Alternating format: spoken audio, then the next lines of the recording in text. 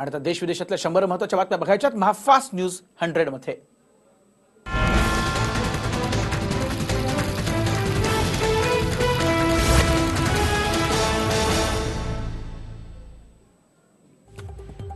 उत्तर प्रदेशातील लखनौमध्ये राहुल गांधी आणि प्रियंका गांधी यांचा रोड शो झालाय। कार्यकर्त्यांनी रोड शोला तुफान गर्दी केली। लखनौमधील रस्ते काँग्रेसमय झाल्याचं बघायला मिळालं।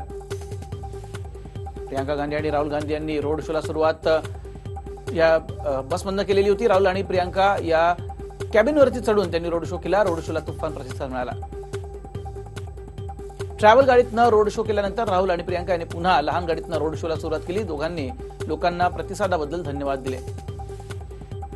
रोड शो दरम्यान राहुल गांधी यांनी भाषण केलं। यावेळी त्यांनी चौकीदार चोर असल्याच्या घोषणा दिल्या। मोदींनी राफेल विमान खरेदीत अनिल अंबानी यांना 30,000 कोटींचा फायदा मिळवून दिल्याचा पुन्हा एकदा त्यांनी आरोप केला।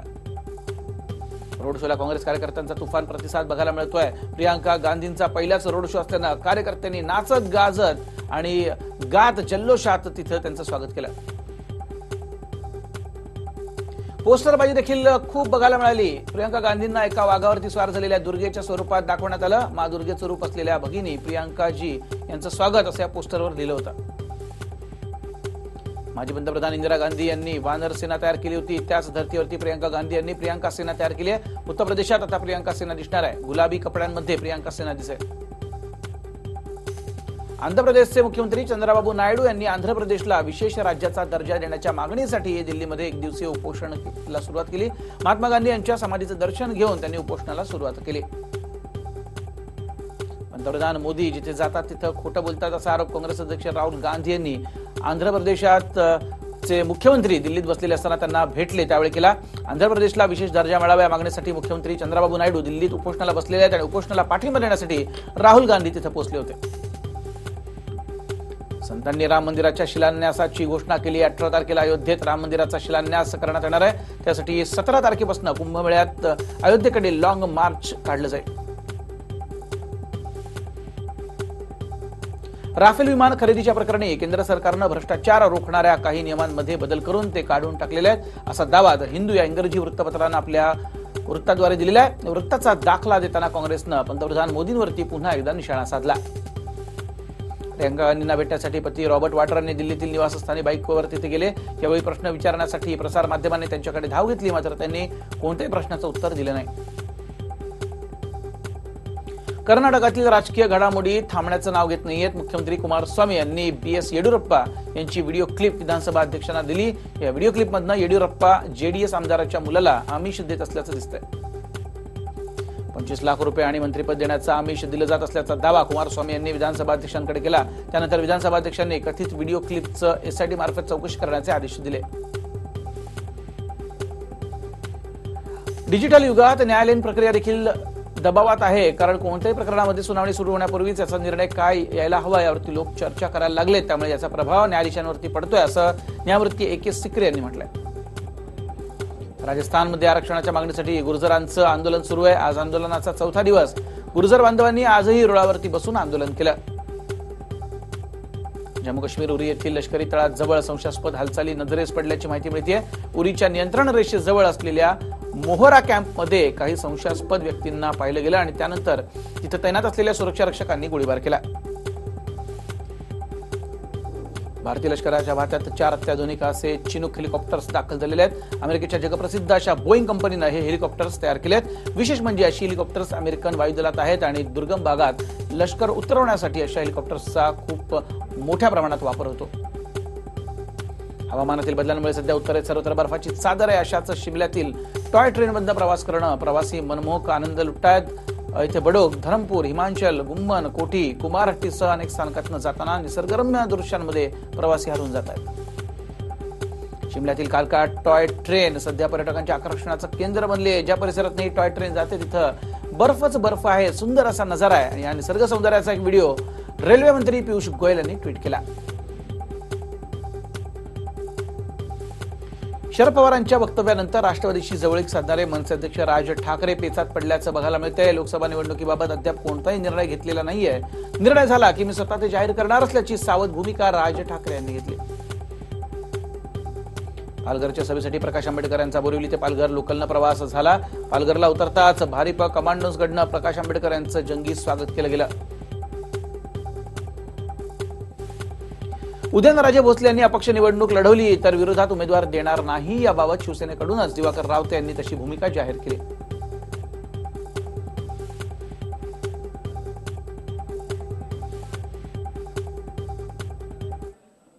आणि थेट जाऊयात संजय राऊत बोलतायत, काय म्हणतात ऐकूयात. कि जो स्टेट के बारे में जो मांगे हैं हम उनके साथ है, पॉलिटिक्स बाद में करेंगे. जय हिंद, जय आंध्र, जय Maharashtra. Thank you very much sir. तर राजकारण राहिलं बाजूला, मात्र आंध्राच्या ज्या मागण्या आहेत आम्ही त्यांच्या बाजूनी आहोत असं संजय राऊत यांनी म्हटलेलं आहे. दिल्लीमध्ये आपल्याला माहिती आहे उपोषणाला बसलेले आहेत, एक दिवसाच्या उपोषणाला चंद्राबाबू नायडू बसलेले आहेत.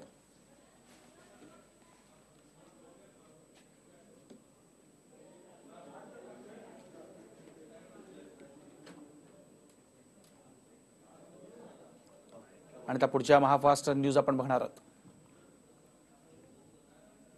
केंद्र शासनाची राष्ट्रीय वयोश्री योजना बारामती लोकसभा मतदारसंघात प्रभावीपणे राबवल्यामुळे देशभरात हा मतदारसंघ अव्वल ठरलाय. त्यामुळे मुख्यमंत्री देवेंद्र फडणवीस, केंद्रीय सामाजिक न्याय मंत्री थावरचंद गेहलोत यांच्या उपस्थितीत बारामतीत कार्यक्रम होईल.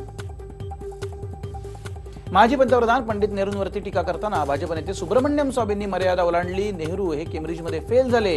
याचबरोबर त्यांनी राम मंदिराबाबत देखील भविष्यवाणी केल्याचं सुब्रमण्यम स्वामींनी म्हटलं. मुख्यमंत्री फडणवीस यांनी केलेल्या 80% घोषणेनंतर शिवसेनेनं धनुष्यबाण ताणलाय. भाजपच्या मतदारसंघात आता शिवसेनेचे युवा निर्धार मेळावे होणार आहेत असा टोला सामन्यातनं फडणवीसांना लगावण्यात आला.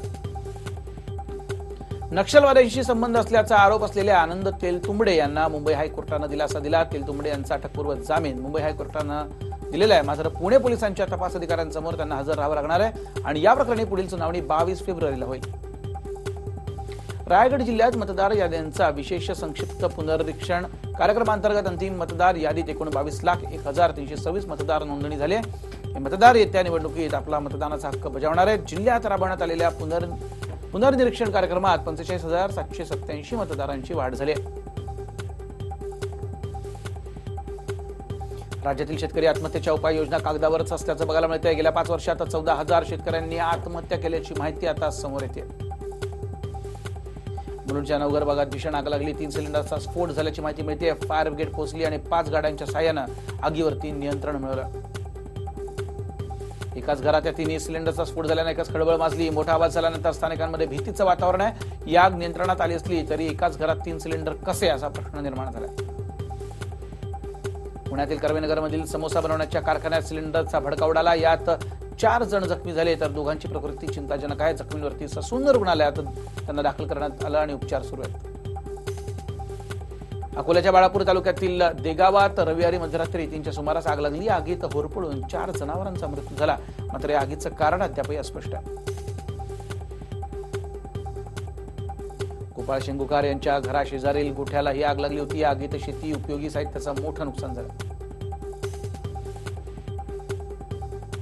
अमरावतीच्या इरविन चौकात मराठा प्राईड समोर गाडीनं अचानक पेट घेतला. आगीत संपूर्ण कार जळून खाक झाले. या आगीचं कारण अद्याप स्पष्ट आहे. पालघरमध्ये sir JP international school Palghar या स्कूल बसचा पानेरी जवळ भीषण अपघात झाला. विद्यार्थ्यांना घरी परत सोडताना हा अपघात झाला. या अपघातात 4 विद्यार्थ्यांसह चालक गंभीर जखमी झाले तर 115 विद्यार्थी किरकोळ जखमी झाले. या जखमी विद्यार्थ्यांवरती पालघरमधील उपजिल्हा रुग्णालयात सध्या उपचार सुरू आहेत. बसवरील ताबा सुटल्यानं ही बस झाडाला आदळून अपघात झाला असं प्रत्यक्षदर्शींकडून सांगण्यात आलंय. अपघातात बसचा चक्काचूर झालाय. औरंगाबादच्या फुलंब्री खुलताबाद रस्त्यावरती ट्रक आणि जीपचा अपघात झालाय. अपघातात 2 जण ठार तर 1 गंभीर जखमी झाला. लग्न सोहळा आटपून परतत असताना हा अपघात झाला. मुंबई पुणे एक्सप्रेसवेवरती 2 कारचा अपघात झालाय. अपघातात जखमी झालेल्या महिलेला कामोठीतील एमजीएम रुग्णालयात दाखल केलं गेलंय. संतोषी मुंदडा असं या जखमी महिलेचं नाव आहे. मनमाडमध्ये एकाच दिवशी 2 बेवारस व्यक्तींचे मृतदेह आढळले. थंडीमुळे या दोघांचा मृत्यू झाल्याचा संशय व्यक्त करण्यात येतोय. मात्र थंडीमुळे या दोघांचा मृत्यू झाला नाही असं डॉक्टर्स म्हणतात. 2008 मालेगाव बॉम्ब ब्लास्ट प्रकरणातील आरोपी समीर कुलकर्णी, साध्वी प्रज्ञा सिंग आणि पुरोहित यांनी यूएपीएच्या म्हणजेच बेकायदा कारवाया प्रतिबंधक कायदा हटवण्यासाठी याचिका दाखल केली. या याचिकेवरती 4 मार्चला अंतिम सुनावणी होईल. साताऱ्याच्या फलटणमधील गुलाब भंडलकरवरती गोळीबाराप्रकरणी चार हल्लेखोरांना पोलिसांनी ताब्यात घेतलंय. जमिनीच्या वादातनं गोळीबार केल्याची कबुली हल्लेखोरांनी दिली आहे. गुलाब भंडलकर हे क्षत्रिय रामोशी संघटनेचे अध्यक्ष आहेत. मुंबई उपनगराला 600 मेगावॉट वीज पुरवठा करणारा अनिल अंबानी समूहातील कंपनीचा वीज प्रकल्प कोळशाचा अभाव आणि आर्थिक अडचणींमुळे आता बंद पडलेला आहे. उपनगरात भारनियमन टाळण्यासाठी अदानी इलेक्ट्रिसिटी मुंबई लिमिटेडनं खुल्या बाजारातनं वीज खरेदी करून पुरवठा सुरू ठेवलाय. नेरूळमधील सेंट झेवियर्स एज्युकेशन ट्रस्ट यांनी सिडकोच्या केलेल्या फसवणुकीमुळे संपूर्ण शाळेची इमारत आणि भूखंडच सिडको पुन्हा ताब्यात घेणार आहे. याबाबत संबंधित संस्थेला आपलं म्हणणं मांडण्यासाठी 1 महिन्याची मुदत दिली आहे. रविवारी संध्याकाळी ठाण्याच्या मुंब्रा शीड फाट्याजवळ पाईपलाईन फुटली. ही पाईपलाईन फुटून हजारो लिटर पाणी वाया गेलं. रस्त्याचं काम सुरू असताना जेसीबीचा फटका लागून ही पाईपलाईन फुटली आहे. रात्री उशिरा या पाईपलाईनच्या दुरुस्तीचं काम करण्यात आलं. म्हाडाच्या संक्रमण शिबिरातील 8,000 घुसखोरांचा प्रश्न गाजत असतानाच खासगी विकासकांकडील कोट्यावधींच्या थकबाकीचा देखील मुद्दा आता समोर येतोय. म्हाडाच्या उपकरप्राप्त इमारतींचा पुनर्विकास करणाऱ्या बिल्डरांची कुचराई प्राधिकरणाच्या तिजोरीवरील भार ठरली आहे. अमरावतीच्या चांदूर बाजार तालुक्यात गौरक्षणाच्या स्थायी जागेसाठी आणि अन्य मागण्यांसाठी उपोषणाला बसलेल्या उपोषणकर्त्यांची प्रकृती खालावली आहे. गेल्या 7 दिवसांपासून सुरू असलेल्या या उपोषणकर्त्यांना रुग्णालयात भरती करण्यात आलंय. मात्र अद्यापही प्रशासनाला जाग आलेली नाहीये. त्यामुळे संतप्त आंदोलकांनी चांदूर बाजार तहसील कार्यालयाचा गौरक्षकांनी ताबा घेतला. मागण्या पूर्ण होईपर्यंत तहसील कार्यालय सोडणार नसल्याचा इशारा दिला.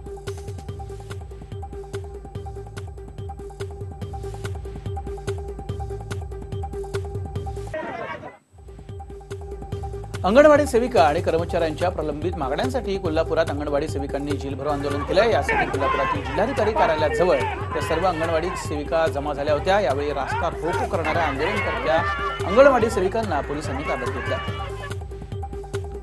आपल्या मागण्यांसाठी गेल्या 8 आणि 9 जानेवारीला अंगणवाडी सेविकांनी देशव्यापी संप पुकारला. तो संप यशस्वी झाल्यानंतर आंदोलनाचा पुढचा भाग म्हणून हे जेलभरो आंदोलन करण्यात आलं होतं. अमरावतीच्या नांदगाव खंडेश्वर तालुक्यात शेकडो महिलांनी दारूबंदीसाठी जिल्हाधिकारी कार्यालयावरती मोर्चा काढला.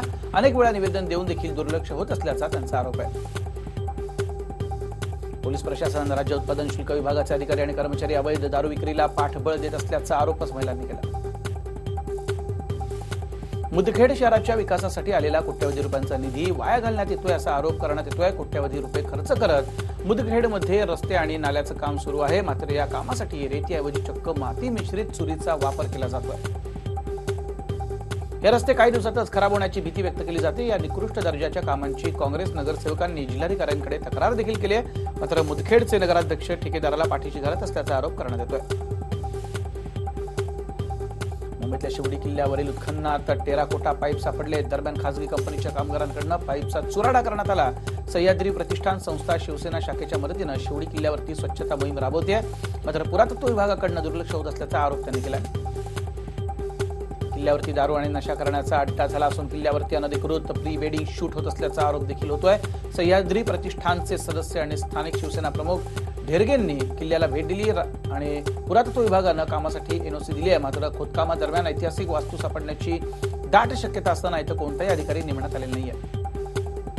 रायगडावरती राज्यातील पहिल्या दुर्ग परिषदेचं आयोजन करण्यात आलंय. छत्रपती संभाजी महाराजांच्या पुढाकारानं 2000हून अधिक संस्थांचा यात सहभाग आहे. रायगड जिल्हाधिकारी डॉक्टर विजय सूर्यवंशींच्या अध्यक्षतेखाली परिषदेची सुरुवात झाली. नागपूरच्या सीताबर्डी परिसरातील उड्डाण पूल 8 ते 10 दिवसांसाठी बंद राहणार आहे. मेट्रोच्या कामांमुळे हा पूल बंद राहील. मी ऐक्यासाठी मंत्रीपद सुद्धा सोडायला तयार आहे, पण तरीही माझ्या सभेत गोंधळ होतो. जे लोक ऐक्याला विरोध करतात त्यांच्या सभा उधळा, मला कशाला विरोध करता, असं रामदास आठवले यांनी म्हटलं. एरवी कट्टर राजकीय विरोधक म्हणून संपूर्ण राज्याला परिचित असलेले राज्याचे विधान परिषद विरोधी पक्षनेते धनंजय मुंडे आणि राज्याच्या ग्रामविकास मंत्री पंकजा मुंडे दोघेही भावंड रविवारी परळीत एकाच व्यासपीठावरती आले. गुरुवारी आबासाहेब वाघमारे यांच्या अमृत महोत्सव दिनी पंकजा आणि धनंजय मुंडे एकत्र आले.